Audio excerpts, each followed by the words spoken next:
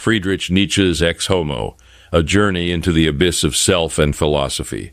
Friedrich Nietzsche's Ecce Homo is a literary and philosophical enigma, a self-portrait painted in the twilight of a brilliant mind. This introspective masterpiece, written in 1888, stands as Nietzsche's attempt at self-analysis and a retrospective examination of his influential body of work.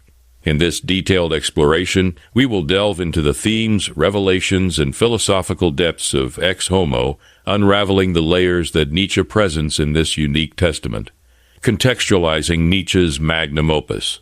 To truly appreciate Ecce Homo, one must step into the tumultuous world that surrounded Nietzsche during its creation. The late 19th century was marked by a shifting intellectual landscape, with Nietzsche himself at the forefront of challenging traditional norms. As Nietzsche faced declining health and increasing isolation, Ecce Homo emerged as a philosophical autopsy, a reflection on a life devoted to pushing the boundaries of thought. Nietzsche's early works, such as Thus Spoke Zarathustra and Beyond Good and Evil, set the stage for the radical departure that Ecce Homo represents. The book's title, translating to Behold the Man in Latin, echoes the words Pontius Pilate uttered when presenting Jesus to the crowd before his crucifixion, adding an extra layer of provocative symbolism. A philosophical autobiography. Ecce Homo defies conventional literary categorization. It is not merely an autobiography. It is a philosophical autobiography, a self-examination of Nietzsche's intellectual evolution and a reflection on his most significant works. Nietzsche dissects his major writings, offering readers a roadmap through his thoughts on the birth of tragedy, Thus Spoke Zarathustra, and Beyond Good and Evil. Nietzsche's introspection is not just chronological but thematic. He explores the genesis of his ideas, such as the Übermensch over man, which he introduces as a transformative figure capable of transcending societal constraints.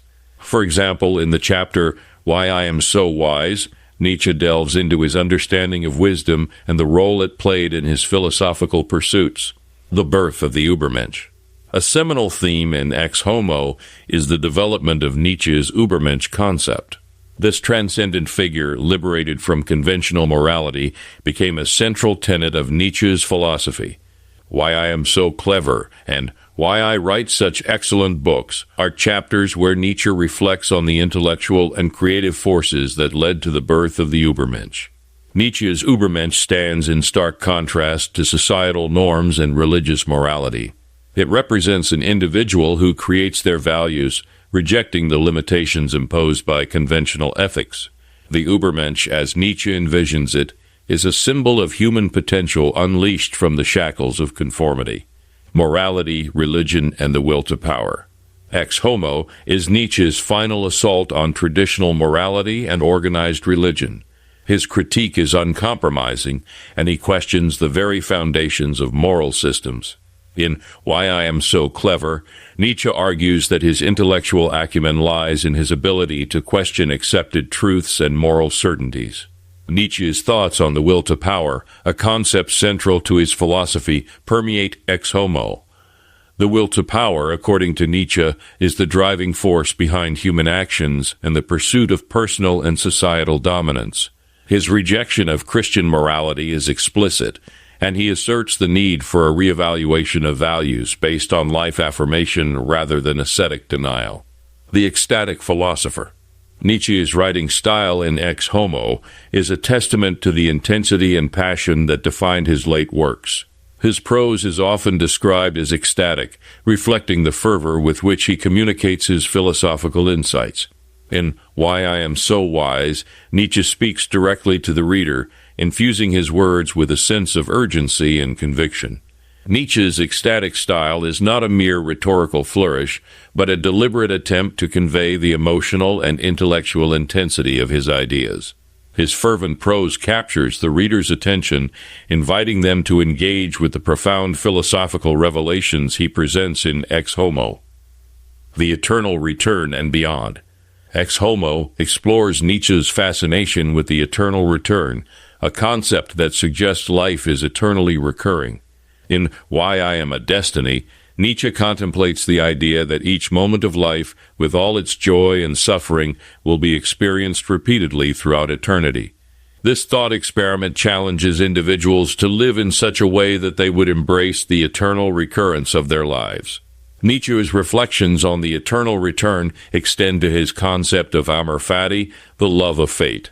This philosophical stance encourages individuals not only to accept but to embrace the totality of their lives, including the hardships and challenges. Ecce Homo offers a unique window into Nietzsche's thoughts on embracing life with a sense of affirmation and amor fati, the unraveling mind and the final years. As Ecce Homo unfolds, readers witness Nietzsche's acknowledgement of his deteriorating mental and physical state. In Why I Am So Clever, Nietzsche speaks openly about his health issues and the challenges he faced. This introspection adds a poignant layer to the work, revealing Nietzsche's vulnerability and resilience in the face of personal struggles. Nietzsche's unraveling mind becomes a metaphor for the broader intellectual climate of the time.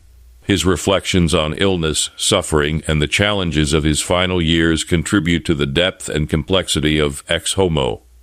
Nietzsche's ability to confront his own decline with philosophical introspection is both courageous and poignant. Legacy and influence. Ecce Homo is Nietzsche's final self-portrait, a testament to his indomitable spirit and intellectual legacy. The book's influence extends far beyond Nietzsche's lifetime, shaping subsequent philosophical movements and thinkers.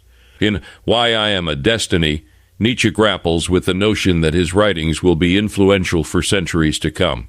Nietzsche's posthumous legacy is a rich tapestry woven from the threads of Ecce Homo. The book has become a cornerstone for Nietzschean studies, influencing interpretations of his broader philosophical corpus. The impact of Nietzsche's ideas on existentialism, postmodernism, and contemporary thought can be traced back to the raw philosophical revelations presented in Ecce Homo. Conclusion: Ecce Homo, a gateway to Nietzsche's abyss. In conclusion, Ecce Homo serves as a gateway into the abyss of Friedrich Nietzsche's philosophical soul. This introspective masterpiece, teeming with passion and intellectual fervor, invites readers to navigate the complexities of Nietzsche's mind during the twilight of his life. From the birth of the Übermensch to contemplations on the eternal return and reflections on his own unraveling, Nietzsche bears his intellectual and emotional landscape for all to behold. Join us in this exploration of Ecce Homo and gain a deeper understanding of the man who dared to proclaim, "Behold the man."